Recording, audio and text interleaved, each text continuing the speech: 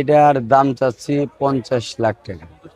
জি, ভালো মন্দ সবই কিনি আমি, বাচ্চা থেকে বড় সব রকম গরুই। কিন্তু আমি সব সময় একটু ইউনিক কালেকশন করি। আমি আলমডাঙ্গার হাটে এই বছর হাটে, লোকাল হাট, আলমডাঙ্গায় লোকাল হাট না, 25,50,000 টাকাও গরু বিক্রি করেছি আজ থেকে 5 সপ্তাহ আগে। এইটা জাত ব্রাহ্মণ জাতের গরু আর কি। তারপর ব্রাহ্মা তো অনেক আছে আমার কাছে, ম্যাক্সিমাম গরুই এলো ব্রাহ্মার এলো কালেকশন। কিন্তু হলো আহ, এক একটা ব্রাহ্মা এক একটা জাত। এটা যেটা, এটা সরকারি এক সময় অনুমতি হলো, বিশ্বাস ছিল, এটা বাংলাদেশের জন্ম।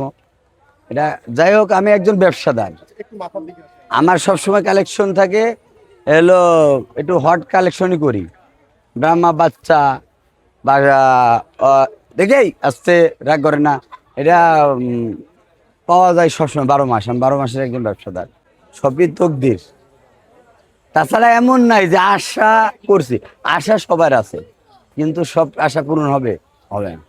ভাই 50 লাখ দাম চাচ্ছি ভাই আমি। এটা সেল করব, কাস্টমার নেবে, দামাদার করবে, এটা বাস্তবে আসবে। কারণ আমি তো এটা অনলাইনে বিক্রি করব না বা করে কাউকে ছবি দিয়ে, এমন তো নাই। আমি সরাসরি ঢাকায় আনেছি, ক্রেতা তো ঢাকায়।